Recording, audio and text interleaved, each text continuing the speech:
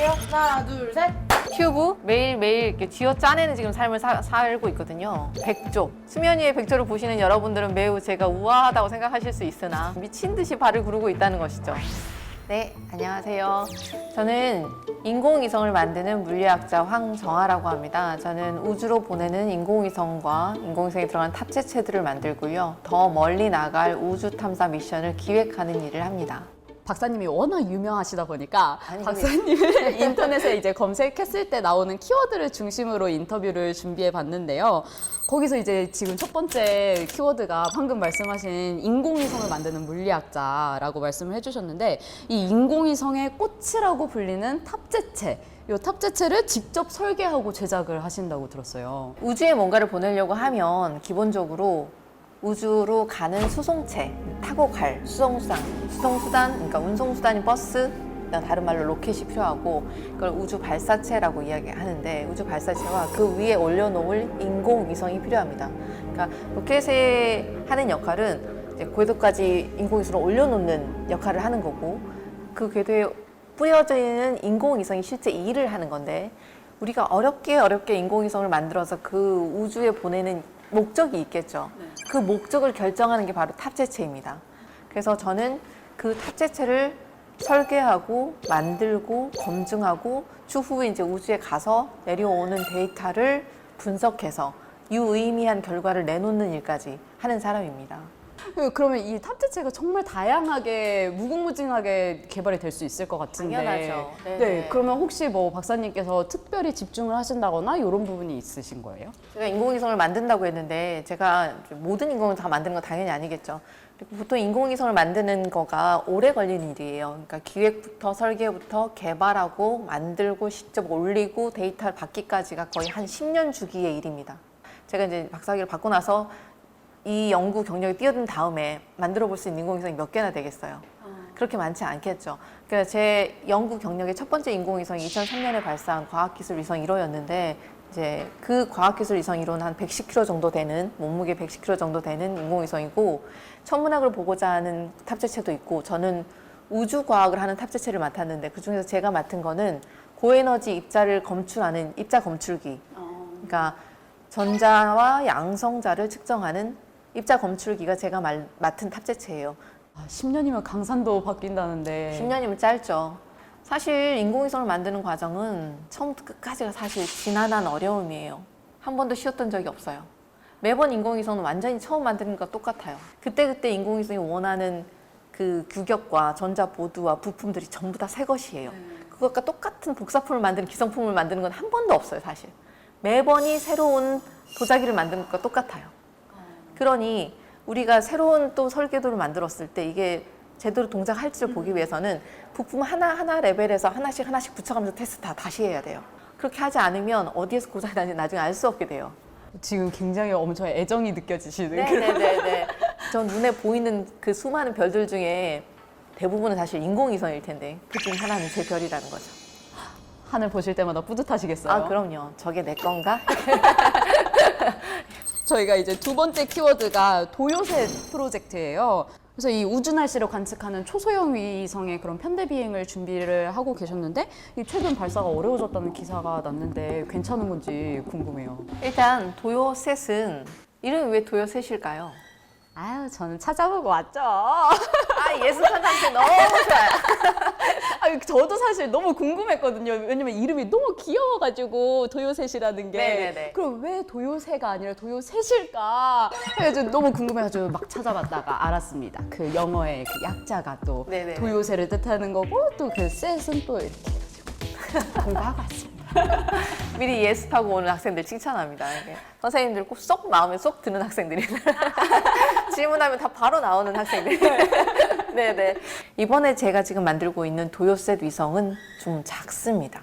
몸무게가 10kg도 안 돼요. 몸무게 7.96kg밖에 안 되고 크기도 굉장히 작아졌어요. 10cm, 20cm, 30cm.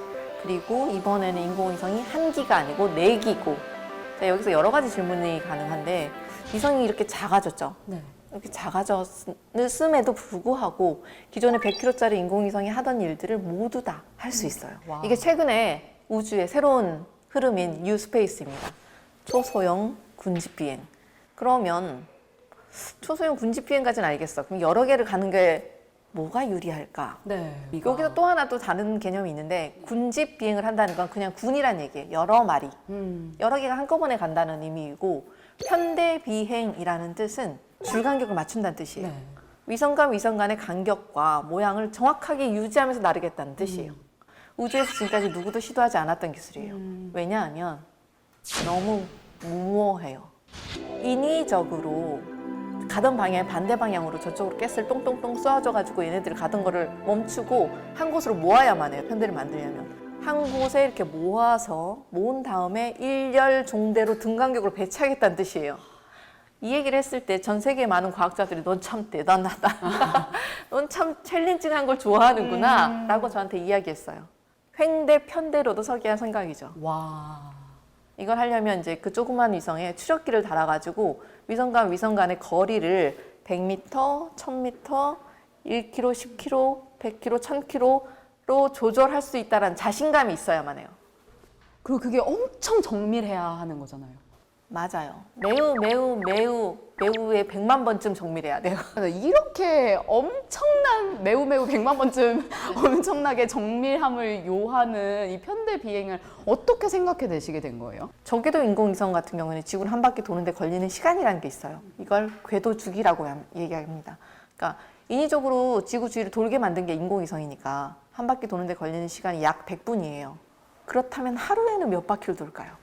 100분이 걸리는데 이제 하루에 그렇죠. 그러면은 24 곱하기 60을 하고 그거를 100으로 나누면 되는 거죠. 네, 그래서 뭔가요? 여기 14.4인가요? 정답입니다. 아, 감사합니다. 여기 중간에 살짝 편집하고. 네. 하루에 14.4바퀴를 돌아요. 위성이. 정말 바쁘겠죠. 네. 정신이 없겠죠. 하루에 14번씩 돌려고 그러면. 되게 직장인 같아요. 하루에 첫 바퀴를 14번씩 돌아야 돼요. 얼마나 바쁘겠어요. 그럼 이렇게 한번 생각해 볼게요. 제가 만든 인공위성이 이제 2003년에 올라간 과학기술위성 1호가 이제 타겟으로 하는 한 500km, 600km 저궤도에 딱 올려져 있는데 그 위치에서 내가 보라고 한 오로라를 봤을 텐데 그 뭔가의 재밌는 현상을 관측을 딱 하고 나서 휙 지나간 다음에 다시 한번 그 위치에 오기까지 100분이 걸려요. 이러면 이 현상이 아까 그 현상인지 네. 새로 생긴 현상인지 말하기가 굉장히 애매해지죠. 네네. 그런데 만약에 위성이 앞으로 나란히 등 간격으로 한 4대만 서 있다고 생각을 해볼게요. 그러면 100분에 한 번씩이 아니라 25분에 한 번씩 그 현상을 볼 수 있어요. 만약 100대가 간다 그러면 1분에 한 대씩 볼 수 있어요. 와. 그러니까 앞으로 나란히 종대 편대를 하겠다는 얘기는 어떤 현상을 볼 때 시간적 분해능을 확보하게 됩니다. 다른 말로 이야기하면 위성의 방문 주기, 재방문 주기를 짧게 하는 일이에요. 매우 빈번하게 거길 또 보고 할 수 있죠.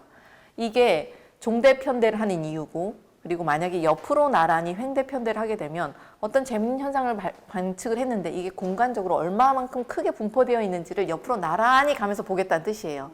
이걸 공간적 분해능을 확보한다라고 이야기해요.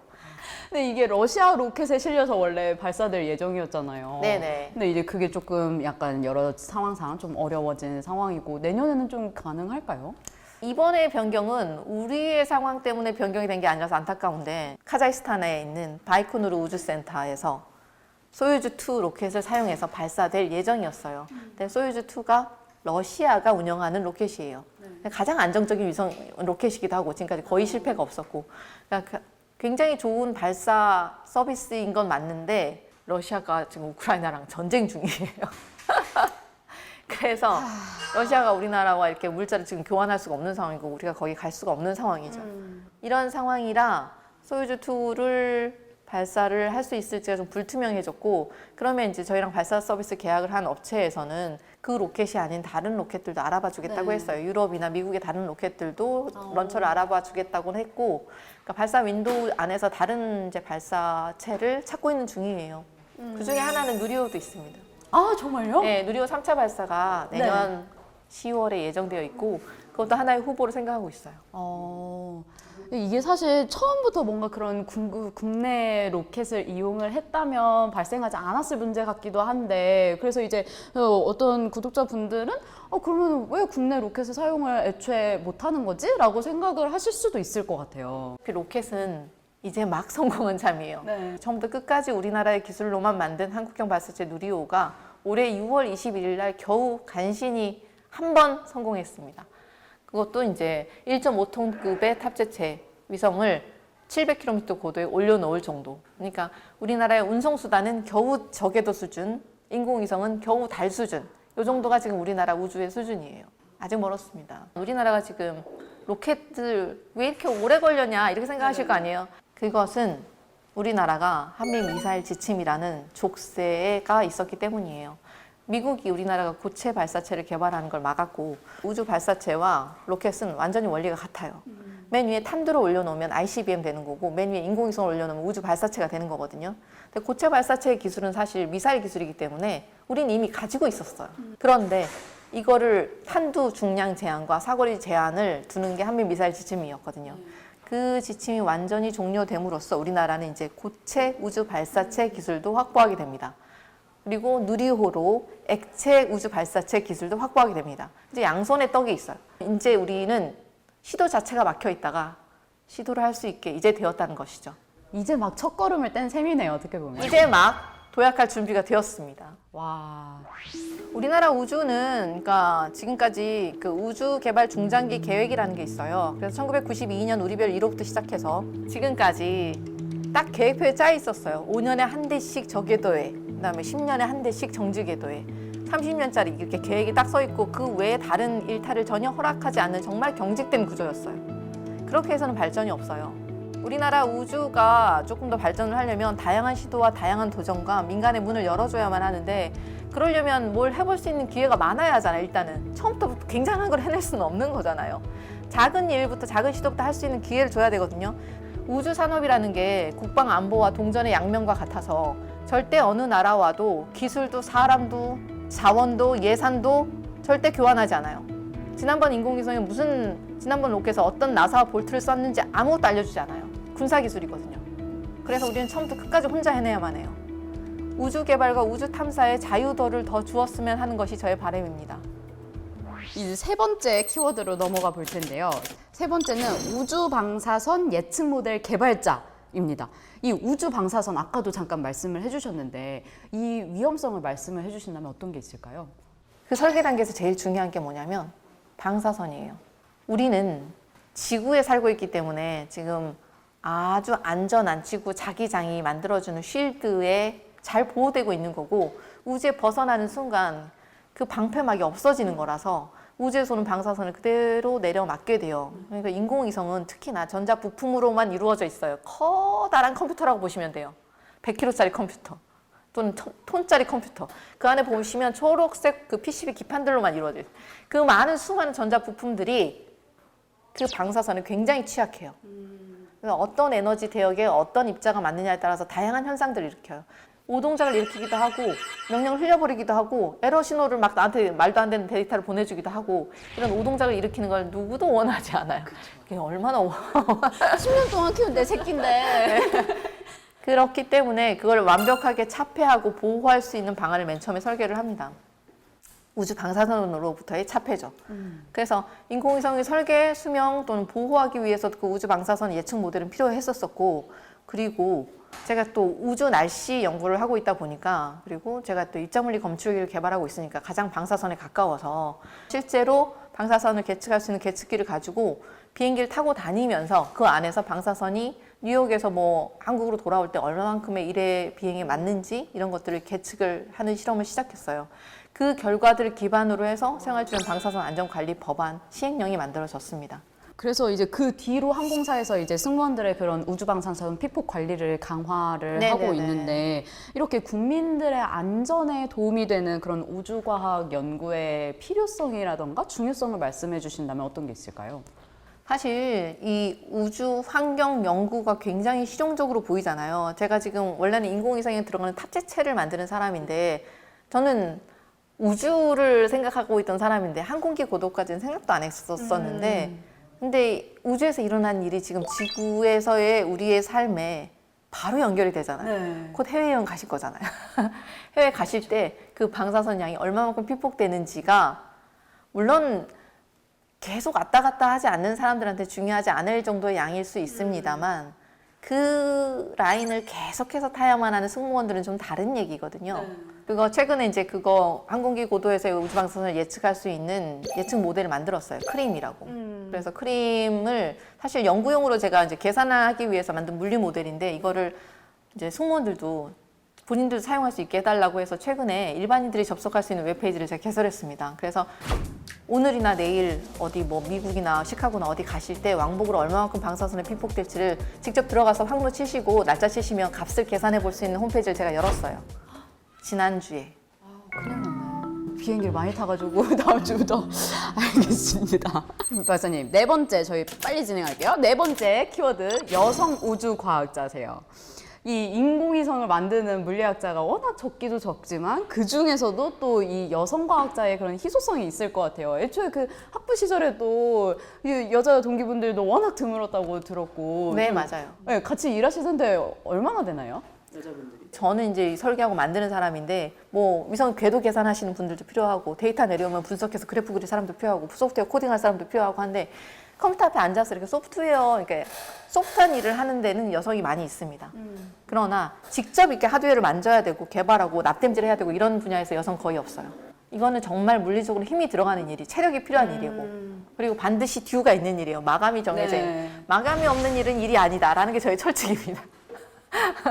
마감이 있어야 일을 하죠. 당연하죠. 마감이 이번 달 말이다 그러면 열심히 해야죠. 그럼요. 네네. 그러니까 그런 일을 10년간 유지하는 거예요. 그 스케줄을. 마감이 정해진 일을 계속해서. 듀가 계속 정해져 있거든요. 이거 한 다음에 이거 한 다음에 이거 한 다음에 절차가 딱 정해져 있는 일이에요. 위성은. 그걸 버틸 체력과 물리적인 힘이 실제로 필요한 일에는 여성을 거의 투입하지 않기 때문에 실제 현장에서는 거의 여성이 없습니다. 저는 지금 저 말고 실제 인공위성을 손으로 만지는 사람은 거의 본 적이 없습니다. 시키지 않아요.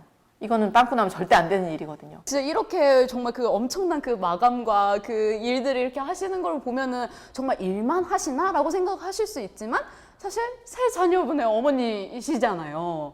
아이들은 각자 알아서 크는 걸로 하고 있습니다. 방목. 엄마는 없는 셈 치거라 이렇게 생각합니다. 아무리 없는 셈 쳐도 네. 그래도 또 집에 가면 또 그 아이들이 있을 것이고 한데 새끼 다 해야 되고 애들 챙겨야 될 것들 당연히 있죠. 그럼 어떻게 그 두 마리 토끼를 다 손에 쥐고 살아가세요? 치약을 쥐어 짜내는 심정으로 짜고 살고 있습니다. 제가 곧 사라질지도 모르니 많이 봐주세요. 네? 잠깐만 이렇게 끔찍한 말씀을 하신다고요? 이건 빨리 취소 퇴퇴퇴 해주세요. 아니 왜냐면 제가 다른 방송 그 이제 YTN 사이언스 봤는데 거기서도 박사님이 롤모델이라고 하는 여학생이 나와가지고 그때 같이 막 이렇게 촬영도 다니고 하시더라고요. 제2의 황정아를 꿈꾸는 여학생들이 어디엔간 분명히 또 많이 있을 거라고 생각이 되는데 그런 여학생들한테 해주고 싶은 말씀이 있으세요? 걔가 20대였으면 들었으면 좋았을 말들이라면 일단 이기적이어라 라는 거예요. 이기적이 되어라. 그러니까 지금 가지고 있는 주변에서 끌어다 쓸 수 있는 리소스들을 다 끌어다 쓰세요. 자원을 모두 다 끌어다 쓰세요. 이공계 대학원에서 여성보다 남성을 더 선호하는 이유는 여성이 먼저 포기하기 때문이에요. 난관에 닥쳤을 때 너무 빨리 포기하기 때문에 그래서는 일을 줄 수가 없어요. 물론 포기하는 심정도 이해가 돼요. 여성이 훨씬 더 힘든 조건이라서 저는 이해하는데 그럼에도 불구하고 일은 일입니다. 일은 되어야만 해요. 그러니 되어야만 하는 일에 약한 아이를 앉힐 수는 없어요. 그러면 걔가 할 만큼의 일을 줄 수밖에 없어요. 가벼운 일, 쉬운 일, 성과가 적은 일. 그렇게 사는 것도 뭐 나쁘지는 않은데 그러나 꿈은 크게 가지고 기왕이면 이기적으로 모두 다 끌어다 써서 버티세요. 포기하지 마시기를 바랍니다. 저한테 이제 저의 정체성 중에서 이제 드러나 보이는 게 여성인 과학자이니까 그리고 그 정체성을 유지하는 게 굉장히 어려운 일이거든요. 그러니까 몇 안 되는 여성 과학자인 만큼 또 희소성이 굉장히 있는 분야에서 지금 여성으로서 서 있는 것인 만큼 잘 해내야 한다는 부담감이 굉장히 큽니다. 그리고 제가 또 뭘 못 해내면 역시나 라는 소리를 듣게 될 것이기 때문에 대학원 때도 그랬고 뭐 경력 초기에도 그랬고 지금 한 경력 중간쯤 되는 중간 관리자 입장에서도 그렇고 무엇을 해내도 무엇을 못 해내도 주목받는 게 여성이라는 단점이거든요. 어쩔 수 없이 남성에 비해서 더 도드라져 보이기 때문에 더 그냥 잘해서는 안 되고요. 훨씬 더 잘 해내야 됩니다. 그래야 중간쯤은 잘해 보여요. 매일 약간 그렇게 계속 전투 의지를 막 하면서 살아가고 계신 셈이네요. 매일 아침에 제가 출근성으로 막 전투성을 듣고 노네요. 오늘의 전투. 전투 의지를 다지면서 출근해요, 매일. 머릿속은 지금 두통에 지금 속도 안 좋고 아무튼 컨디션은 제로지만 그러나 전투 의지를 끌어올려야 돼. 여기서는 나의 전장입니다. 앞으로의 계획도 어떻게 되시는지 여쭙고 싶습니다. 제가 지금 또 다른 위성, 그러니까 우주 탐사 미션을 기획하고 있습니다. 지금 태양과 지구 사이에 모든 무게가 있는 물체는 서로 끌어당겨요. 이걸 중력이라고 이야기하고 태양도 지구를 끌어당기고 지구도 태양을 끌어당기고 끌어당기는 힘들이 서로 균형을 이루는 점들이 있겠죠. 태양, 지구 사이에 그렇게 중력 안정점을 우리가 라그랑지안 포인트라고 이야기합니다. 자, 태양, 지구 사이에 라그랑지안 포인트가 몇 개가 있을까요? 요거는 약간 찍어보도록 하겠습니다. 무난하게 50개 가봅니다. 통이 크시네. 너무 큰가요? 그러면은 5개입니다. 5개밖에 안 돼요? 네, 라그랑지안 포인트는 5개예요. 그래서 L1 포인트, L2 포인트, L3, L4, L5 포인트라고 이야기하고요. 태양, 지구 사이에 중력 안정점인 L1 포인트에 우리가 만들어 놓은 많은 위성들이 지금 나가 있고 가장 거기가 파퓰러한 그러니까 부동산 지역이고 그리고 이번에 작년 12월 25일에 나간 제임스 웹 우주 망원경은 L2 포인트에 가 있습니다. 지구 뒷그림자에. 그리고 또 다른 중력 안정점, 제일 멀리 있는 건 태양 뒤편에 있는 L3인데 거기까지 가는 위성은 없어요. 너무 멀어요. 그리고 대각선 방향으로 L4와 아래쪽에 L5가 있습니다. L4와 L5도 황금 땅이야. 이거 부동산 여기 빈 땅이네 여기가. 노다지. 그렇죠. 여기 알박기를 해야 돼. 어머머. 아무도 없네 아직. 근데 L5는 이미 10년 전부터 영국 기상청이 기획을 했고 곧 출발할 예정이라서 L5 선점되었어요. 그럼 여기 폈네. 여기 L4에 갈 우주 탐사선을 지금 현재 제가 기획하고 있습니다. 이건 뭐 혼자 할 일이 아니고요. L4까지 가는데 너무 오래 걸리기 때문에 나사의 헬리오피직스 디비전 그 그룹하고 같이 해서 한국이 같이 L4에 우주 탐사선을 올려놓을 프로젝트를 현재 기획 중에 있습니다. 근데 진짜 도전적인 일을 워낙 많이 하시네요. 저는 원래 아무도 안 하는 거 좋아해요. 다 하는 거 해봐서 무슨 소용이 있겠어요. 별로 안 재밌잖아요, 그런 거. 저희 오늘 이렇게 인터뷰하면서 그 인공위성 때문에 그 10년이라는 단어가 굉장히 많이 나왔는데 네네. 저희 공통 질문이 이제 10년 뒤 나에게 해주고 싶은 말을 항상 여쭙고 있어요.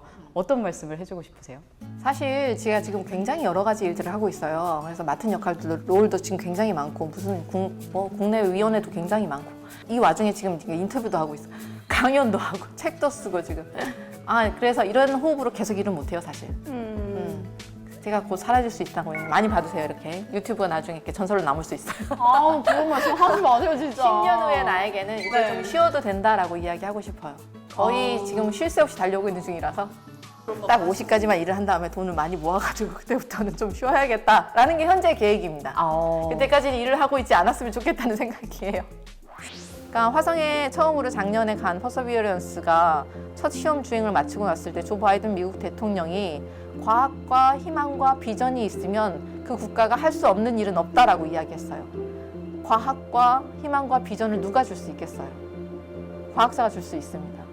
지금 우리 세대는 이 정도밖에 못 왔지만 내 자녀, 내 아이나 내 제자가 나보다 훨씬 큰 세상에 꿈꾸게 만들어요. 그 꿈이 사람을 움직입니다. 어려운 일에 도전하게 만들어요. 도전하지 않으면 진화는 일어나지 않았었어요. 우리의 다음 세대에게 내 자녀나 내 아이들에게 더 나은 세상을 물려주기 위해서라도 우주를, 희망을, 비전을 보여주는 게 맞다.